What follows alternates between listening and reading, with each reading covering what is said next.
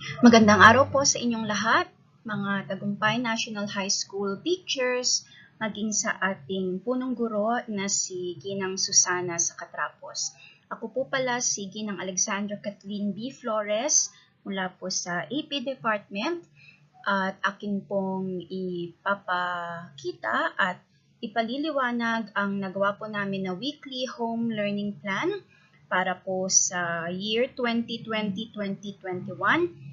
At ito po ay para sa grade 9 and ito po ay para po sa online delivery. Okay? So, ito po pala ang halimbawa ng weekly home learning plan na aking ginawa. Ito po yung para sa grade 9 Jupiter.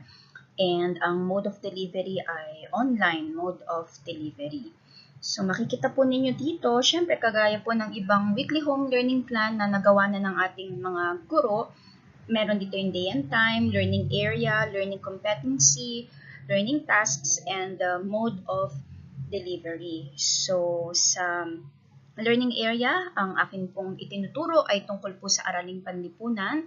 And yung learning competency nila sa week 3 na ito ay ang tungkol po kasi siya sa production. So, ang desired learning outcome of this topic is for them to give the meaning of production at matalakay din po nila yung salik ng production at ang implikasyon nito sa pang-araw-araw na pamumuhay. Dito po sa introduction, pwede po tayong magbigay ng mga gawain na tatalakayin or maaari din po tayong magbigay daan para makamit po nila yung MELCs o yung most essential learning competency. And yung mga gawain din po or talakayan maaaring maging motivational activity upang mas maihanda pa sila sa magiging aralin. So makikita po ninyo dito, ginamitan ko po ng Google Meet and ng Namepicker. So Google Meet ang amin pong online platform para po makapagturo ako sa kanila. At ang Namepicker po yung sa Wheel of Names para po randomly ay makapili ang system ng bata na magpa-participate po at sasagutin yung mga prosesong tanong na magbibigay daan upang maihanda nga po sila sa magiging aralin sa araw na iyon or sa linggong iyon. Sa pagpapaunlad naman or development, dito po ay inilahad ko na yung aking lesson proper. Gumamit po ako ng concept map. And ginawa ko po ang aking presentation using Canva. Tapos po, sa Google Meet pa rin po ang aming online platform. The concept presentation po kasi is very important sa development phase dahil dito po ay mas pinalalalim at pinalilinaw ang mga pangunahing konseptong napapaloob o nakapaloob po sa pinag-aaralan. After the discussion, may dalawa po kaming naging gawain.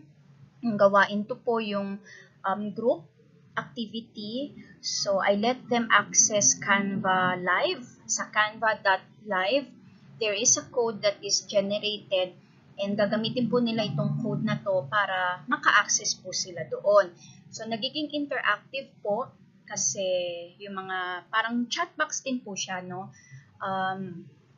Pero po kasi mas maganda po siyang tingnan and mas feel ng bata ang interaction dahil nga po parang napunta po sila sa ibang application.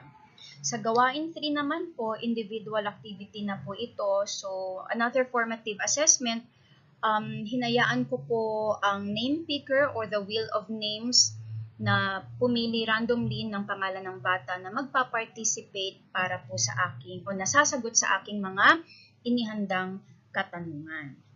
Sa pakikipagpalihan or engagement, pinagawa ko po sila ng tula na pinamagat ang isang tula ukol sa paksa. May rubrics po na naka-upload sa Google Classroom. Doon din po nila ito turn in ang kanilang naging output. Kasi sa bahaging ito ng weekly home learning plan sa engagement, yung mga mag-aaral po kasi ay pwede nating bigyan ng mga life-related text or activities para po matulungan na makamit yung mga learning expectations. So, yung mga real life activities po ay kailangan makapagpalalim ng kanilang pagkaunawa sa naging leksyon.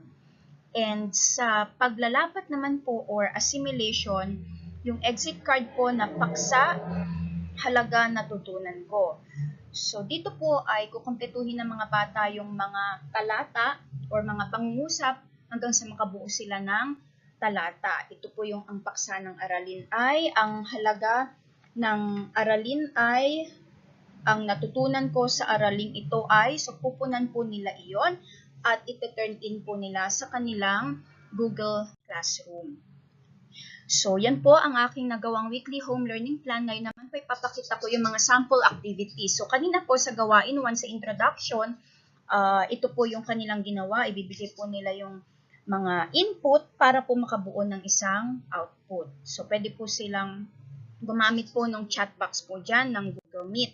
Sa gawain to, ito po yung sinasabi ko kanina na canva.live. So, bawat group, ayan po yung mga participants. Kung makikita nyo po sa bandang kanan, andyan po nila, dyan po lumalabas yung kanilang mga answers. So, dito po yung development phase. Ito naman po yung sa pangalawang pangkat.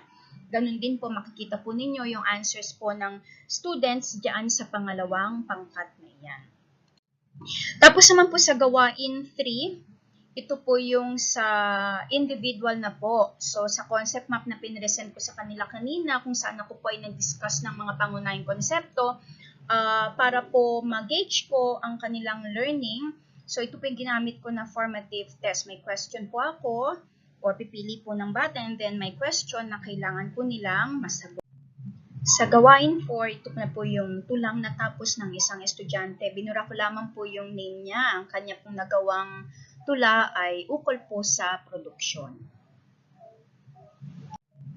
Ito naman po yung gawain na ibinasa ng isang estudyante sa akin. Binura ko lamang po yung kanyang pangalan. So, yan po yung kanyang naging exit card para po sa naging talakayan. Thank you po, teachers, sa inyong oras at sa inyong pakikinig.